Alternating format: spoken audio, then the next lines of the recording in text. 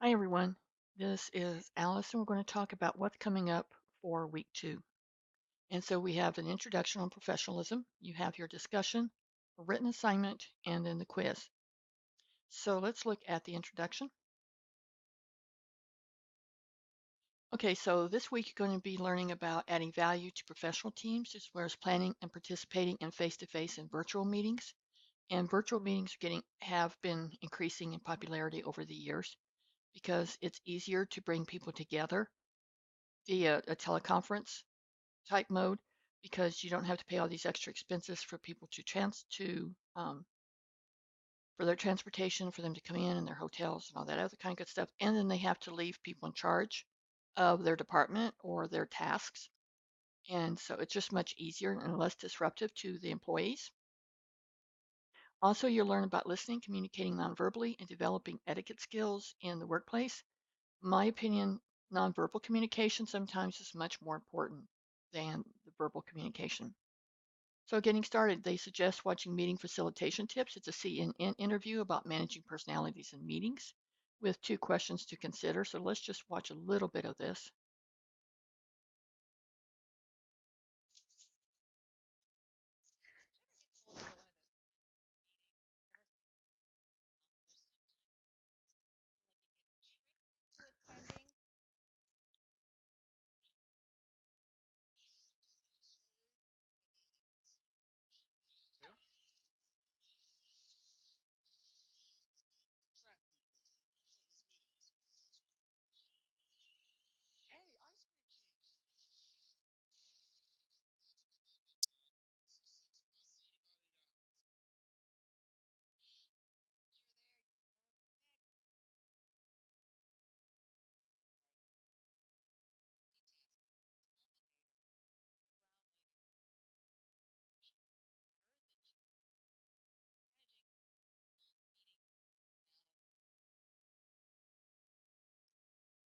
Okay, yes, that's cute, but I think when at the crux of it all, at the end of it, the information from it is really good to know and put it back into your storehouse of information. So lesson objectives for this week is upon completion of week 2, you can summarize the benefits of working effectively with a team in today's workplace. Describe how to plan and participate in effective face-to-face and virtual meetings. Identify active listening techniques and explain successful nonverbal communication. Now, for this week, reading assignment is in your textbook, chapter 2, and that begins on page 40 and goes through page 79. Here's a PowerPoint that discusses and reviews chapter 2. This could help you, also kind of let you know what's coming. Chapter 2, Beat the Clock. This game will help your review of content from the textbook. Remember, the final is a cumulative final, which means anything in the textbook and that we've talked about over these 11 weeks will be fair game to be on the final. So practice questions may be a good thing. Grammar practice, definitely. It's an ungraded quiz just to kind of tell you where you might need to tweak your experience at and just help you kind of get ready for things. Business etiquette preview quiz, ungraded quiz, and guide to business etiquette and workplace manners. And the quiz study guide. And like I said last week, it would probably be a good thing to just kind of go through here and do short answers just to kind of help you. You may want to have this start in preparing for the final exam. It just, you know, it won't hurt. The final exam, like I said above, is a cumulative exam, and just getting some of this ready may help you get prepared for that. I know that's a ways away, but it'll come faster than we all think.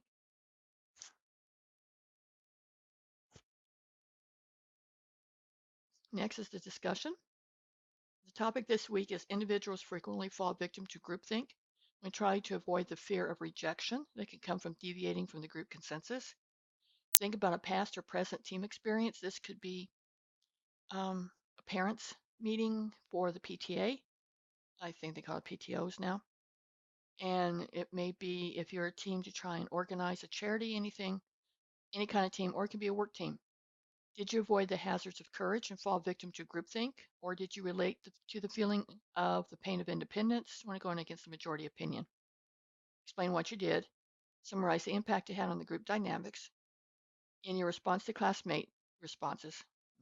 State why or why you don't agree with the techniques they've suggested. Additionally, alternative techniques which you suggest for situations similar to theirs.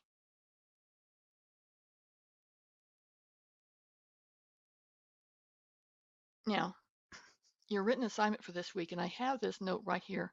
You really need to pay attention to it. Like I said last week, the directions in the textbook a lot of times is focused primarily on face-to-face classrooms, not online or virtual classrooms. So if a lot of times I will put this right here, which means you need to follow my directions, not there. Sometimes it's a combination, but this time it's follow the directions as stated below, not as stated in the textbook, okay? So review objective 1, which is on these pages. Your task is using the categories listed in the description, identify your own soft skills, pay attention to those. So the description is in your textbook, you just don't do what the textbook says. Identify your own soft skills, pay attention to those skills you think a potential employer would value. Prepare a list of 4 or more items in each of the 4 categories. And when I go through this at the end, I'll be going through all your exercises in another video, and we'll go over this more carefully. In each of the 4 categories listed in the description, using only phrases or short sentences. Don't give me paragraphs. Don't give me this rambling. I work good with people, or great people skills. Organization. Example, person qualities and work ethic is one of the categories. And so your response might be ability to multitask and planning, managing a project. That's it. 4 more of this type of thing per category. Exercise 2.8. You may use a template for your memo. And I think I showed most of you. If you have a problem finding out where the template or how to do a template is, let me know and I'll be glad to show you. Where am I? Oh. Yep, second one. Remember when you last attended a meeting that was structured? Consider how the meeting you attended compares to the meeting suggested outlined in Objective 2. And here's the pages. In a memo to me, yes, you have to use a memo format. To me, answer the question, why did the meeting succeed or fail? Be sure to reference information from your reading of Objective 2. Use complete sentences that are spelled and grammatically correct. So you have to go into Objective 2, page 48 through 56, and bring in some clues or some information that you have been taught in this objective into answering this exercise. Exercise 221 is Objective 4, pages 61 through 65. You may use the template again for your memo. Using Google or a similar search engine, explore the web for business casual dress code. That's the search term. You should review 2 to 3 websites and the information that's provided. Note the websites. Write a memo to your boss explaining what the research states, explaining what men and women should and should not wear on business casual days. And in your talking to me, you must reference websites in your explanation.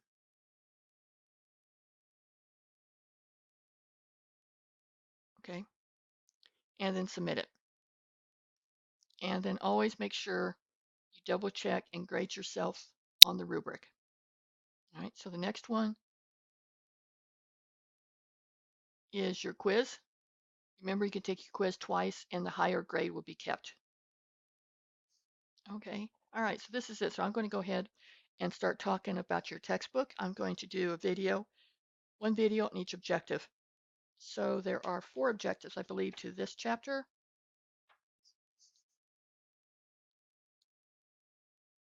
As soon as I get to it. No, there's 5. There's 5 objectives, but if there's a couple that's just real short, I'll combine them. But I'll put them in the title of the video so that you will know.